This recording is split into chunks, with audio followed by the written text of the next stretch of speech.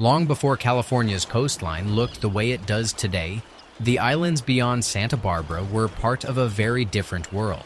The ocean was lower. The shoreline extended much farther into the Pacific, and 4 islands that are now separated by open water were once joined into a single enormous landmass. Modern researchers call it Santarosae. During the last ice age, sea levels were dramatically lower than they are today.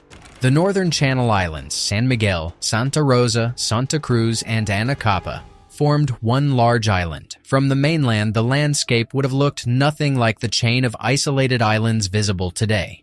Then, the climate changed. The ice sheets began melting. The oceans rose. Slowly, coastlines moved inland. Valleys disappeared beneath the Pacific. Low-lying areas were flooded, and Santarosae was gradually broken apart. The island did not vanish in a single catastrophe. It became smaller, then smaller again, until the enormous landmass that once connected these islands became the separate islands we recognize today. But there is something remarkable about this story. People were already living there. Archaeological evidence shows human occupation of the northern channel, islands going back more than 13,000 years. At Arlington Springs on Santa Rosa Island, human remains have been dated to roughly 13,000 years ago. Among the oldest securely dated human remains found in North America. That means people witnessed a coastline changing on a scale that is almost impossible for us to imagine. They lived through rising seas. They watched familiar beaches change. They saw channels widen between islands that had once been connected. And over generations, the geography of their homeland was transformed. These people would eventually become part of the Chumash world. For the Chumash, the northern Channel Islands were not remote pieces of land sitting offshore. They were home. They had names for the islands, villages, mountains, beaches, coves, and waters surrounding them. Santa Cruz Island was known as Limuw, a place whose name is connected to the ocean. Archaeological investigations show that Chumash communities occupied the island for at least 9,000 years, developing a complex maritime society based on fishing, marine harvesting, specialized crafts, and trade.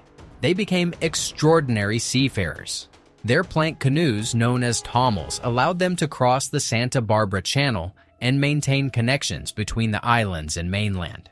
The ocean that separated communities also connected them. That is why the story of Santarosae is so important. It challenges one of our most basic assumptions about geography. We look at a map and assume the boundaries have always been there. The Chumash world tells us they have not. An island can become smaller. A coastline can move. A passage can become a channel. A place that once existed as continuous land can eventually survive only as separate fragments. And beneath the waters, surrounding today's islands, portions of that older landscape still exist. Ancient shorelines, submerged terraces, old coastal environments, a world that disappeared beneath a rising Pacific. But the most fascinating question is not simply how Santarosae disappeared. It is what happened to the people who lived there. Because as the ocean rose around them, they did not simply abandon the islands, they adapted. They learned to navigate an increasingly fragmented coastline. They developed sophisticated maritime traditions, and they preserved stories about where their people came from, how the islands were connected to the mainland, and why the sea itself became central to their identity. The Chumash creation tradition, preserved by the National Park Service, describes Limuw as the birthplace of the Chumash people and tells of their movement from the island toward the mainland. Thousands of years later, Chumash people still make the journey across the channel in traditional tomols. The route their ancestors knew has not disappeared. Only the landscape around it has changed. And that raises a remarkable possibility. What if the stories preserved by the Chumash are not simply memories of people, but memories of a world whose physical geography has been almost completely transformed?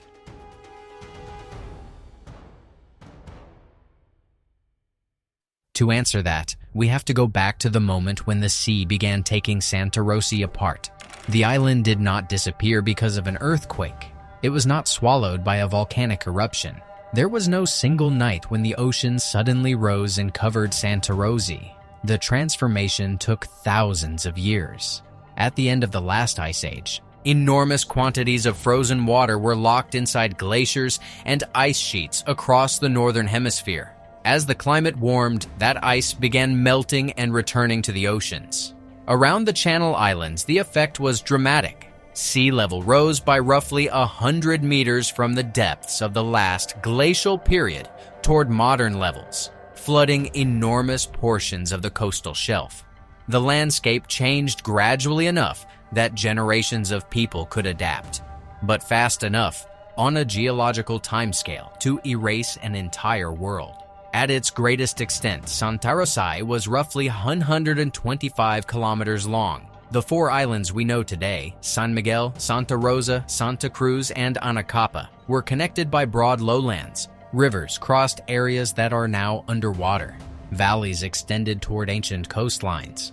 Sheltered wetlands and estuaries existed where open ocean now separates the islands. Imagine standing there. You would not see 4 islands, you would see one enormous landscape surrounded by the Pacific. And people were already living within it. Archaeological evidence shows that humans occupied Santa Rosa Island more than 13,000 years ago. At Arlington Springs, researchers discovered human remains dating to approximately 13,000 years before present. On San Miguel Island, archaeological evidence indicates occupation dating back roughly 11,000 years. These early communities were already dependent on the sea, harvesting fish, shellfish, birds, and marine mammals. This creates an extraordinary problem for anyone trying to reconstruct their world. Much of the landscape where those people lived is now underwater. Archaeologists can study the portions that survived above the waves. They can excavate caves, village sites, tools, shell middens, and ancient human remains. But the broad coastal plains that once connected the islands have largely disappeared beneath the Pacific. The archaeological record itself was submerged. Researchers have reconstructed parts of that lost geography using modern seafloor mapping and geological evidence. Ancient shorelines can still be detected beneath the water. Former valleys continue offshore.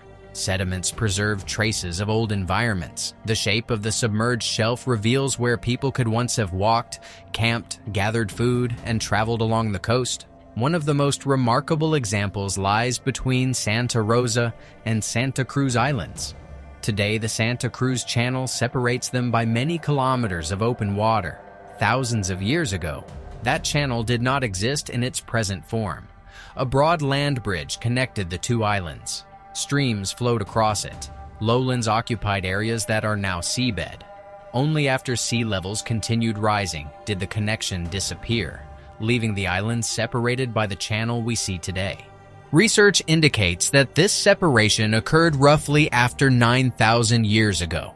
For people living there, this was not an abstract geological process. The places where they gathered food changed. Routes between communities became longer. Familiar coastal areas disappeared beneath the sea, and the ocean gradually became an even more important part of daily life. The Chumash would eventually become renowned for their maritime culture, developing sophisticated plank canoes called tomols that allowed them to travel between the islands and mainland. That ability became essential in a world where water increasingly separated communities that had once been much closer together. The sea had taken land away, but the Chumash learned to cross it.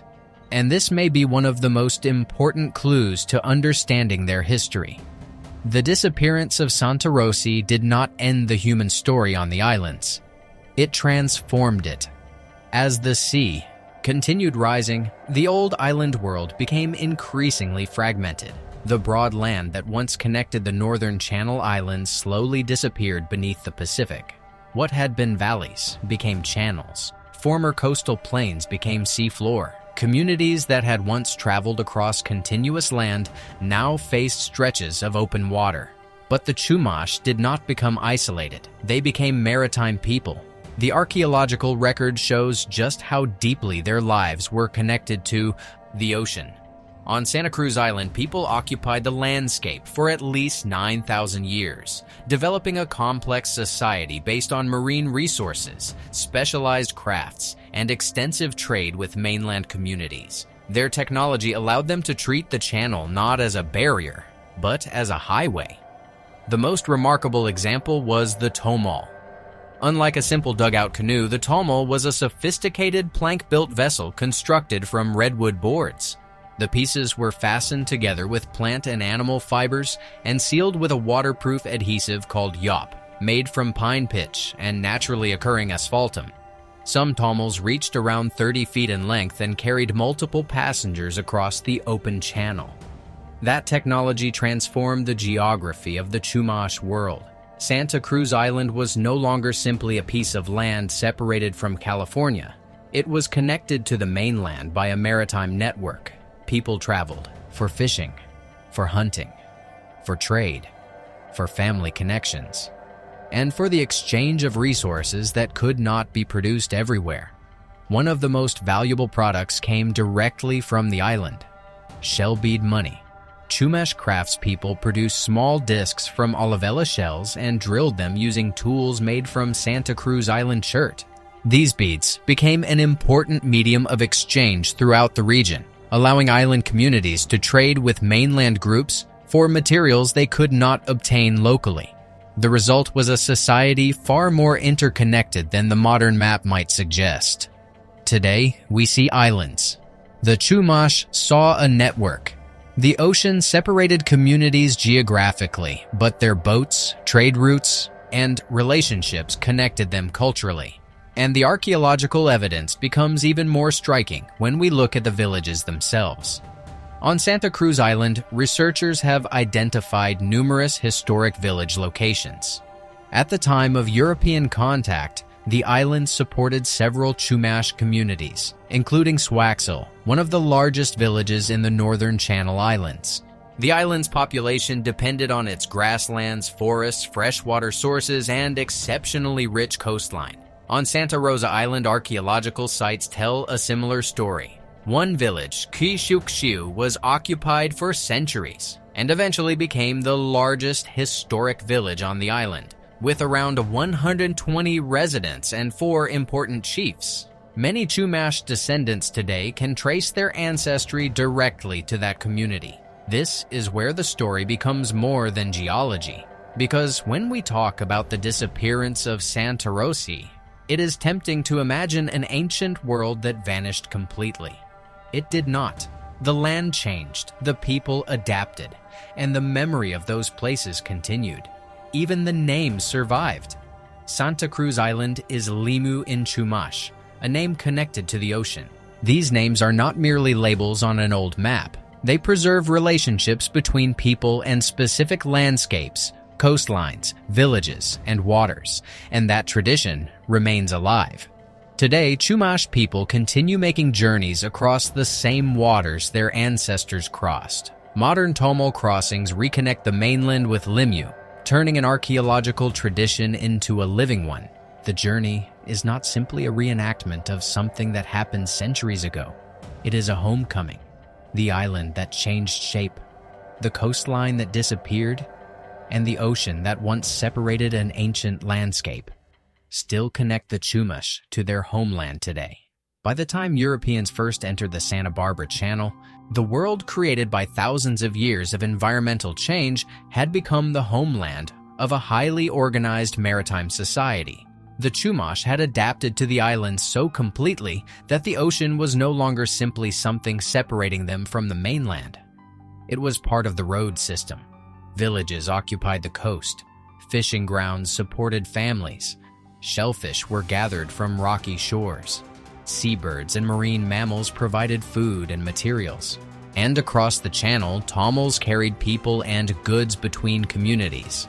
On Santa Cruz Island, which the Chumash called Limuw, archaeological evidence shows occupation going back at least 9,000 years. At the time of European contact, the island contained numerous villages and supported one of the largest concentrations of Chumash people in the Channel Islands. But the ancient landscape beneath the modern ocean was already gone. The land bridge connecting the northern islands had disappeared thousands of years earlier. The old valleys were submerged, the shoreline had retreated, and the people who remained had built an entirely new relationship with the geography that survived. That adaptation may be one of the most important parts of the story. The Chumash did not merely endure the changing coastline, they turned the new coastline into an advantage. The islands contained resources unavailable on the mainland. While mainland communities possessed materials the islanders needed, the tomol made regular exchange possible, creating a maritime economy that connected distant communities across the Santa Barbara Channel. One of the clearest examples was shell bead money. Chumash craftspeople produced small discs from olivella shells and used them as a form of currency. On Santa Cruz Island, they also obtained chert used to manufacture the tiny drills required to produce the beads. The finished beads traveled far beyond the island. They became part of a regional economic network stretching throughout Southern California. This is important because it changes how we should imagine the ancient Channel Islands. They were not isolated worlds. They were connected, and the people living there were not simply surviving on whatever the islands happened to provide. They had developed specialized industries, trade relationships, social hierarchies, and technologies designed specifically for life between land and sea. The archaeological record makes that complexity visible. At Santa Rosa Island, researchers have identified numerous village sites. One of them, Kashiukshu, was occupied for more than 1,000 years and became the largest historic village on the island, with approximately 120 inhabitants and 4 important chiefs. Many Chumash descendants can trace their ancestry to this community. So when we talk about the island that disappeared, we are not talking about a forgotten place inhabited by people whose world simply vanished. The physical landscape changed, but the communities adapted, and their descendants survived. That distinction becomes especially important when we look at Chumash traditions surrounding Limuw. The National Park Service records the Chumash understanding of Santa Cruz Island as a place deeply connected to their origin and identity. The island's name itself, Limuw, carries the meaning "in the sea." It is difficult to find a more fitting name because the history of the Chumash is inseparable from a coastline that never stopped changing. First, the sea separated Santarosae into islands, then the Chumash learned to cross those waters, and eventually, centuries of outside pressure forced the island communities themselves to change again. But one connection survived, the connection between the people and the place. Today, Chumash descendants continue traditional tomol crossings to Limuw. What was once a normal part of island life became a lost tradition for generations before being revived in the 20th century. In 2001, a modern tomol completed a historic crossing from the mainland to Santa Cruz Island, and contemporary Chumash communities continue these journeys as acts of cultural connection and homecoming. The island did not disappear. Part of it simply went beneath the sea. And the memory of that older world never disappeared either. Today, when people look across the Santa Barbara Channel, they see a chain of separate islands scattered across the Pacific: San Miguel, Santa Rosa, Santa Cruz, Anacapa. But for thousands of years, the people who lived here experienced a very different geography. The islands were connected by relationships, trade routes, villages, and an ocean culture that developed over more than 13,000 years. Archaeology shows that the northern Channel Islands were occupied long before European contact, while Santa Cruz Island, Limuw, supported a particularly large and complex Chumash population. The physical landscape changed dramatically. Sea levels rose. Ancient coastal environments disappeared beneath the water. The old geography was divided into islands, yet the people adapted to the transformation. They built tomols capable of crossing the channel. They traded shell bead money and other resources between island and mainland communities. They maintained villages, fishing grounds, family connections, and traditions that made the ocean part of their homeland rather than a boundary separating it. And this is where the title of our story takes on a different meaning. The island that disappeared was not simply a piece of land swallowed by the sea. It was an older landscape, a landscape that existed before the coastline reached its modern shape. Much of that world is now underwater, beyond the reach of anyone standing on today's beaches. But the Chumash connection to the surviving islands never disappeared. In fact, it continues in one of the most remarkable cultural traditions on the California coast. Every year, Chumash crews still cross the Santa Barbara Channel in traditional tomols and return to Limuw. The journey can cover roughly 23 miles of open water. They leave before dawn. They navigate across the same channel their ancestors traveled. And when they reach Cruz Island, they are welcomed by members of the Chumash community waiting on the shore. It is more than a voyage. It is a homecoming. The modern crossings began again in the 20th century, after the traditional Brotherhood of the Tomol had been disbanded in 1834. In 1976, the Chumash built Helek, the first traditional-style tomol constructed in 142 years. Later, the tomol Elia Wun made a historic crossing from the mainland to Santa Cruz Island in 2001. The tradition continues today. That makes the history of the Channel Islands unusual. We are not looking at a civilization that disappeared and left only ruins behind. We are looking at a living people whose ancestors inhabited these islands for thousands of years, whose relationship with the ocean shaped their culture, and whose descendants continue returning to the same homeland by canoe. The sea changed the map. It did not erase the connection. Perhaps that is the most important thing modern archaeology can teach us about the Chumash. Maps show us where land ends. Archaeology shows us where people lived, but memory shows us what those places meant. Some landscapes disappear because they are destroyed. Others disappear because the world itself changes. And some survive only in fragments, beneath the ocean, inside archaeological sites, in ancient place names, and in the journeys people continue making generations later. The island world of the Chumash was transformed long before written history recorded it, but Limuw remains. The tomol still crosses the channel, and the descendants of those ancient island communities still return home. If you enjoyed this documentary, subscribe to the channel. We explore the forgotten landscapes of North America where indigenous memory, archaeology, and modern science reveal stories that are still waiting beneath the surface. Because sometimes, the land disappears, but the memory of home does not.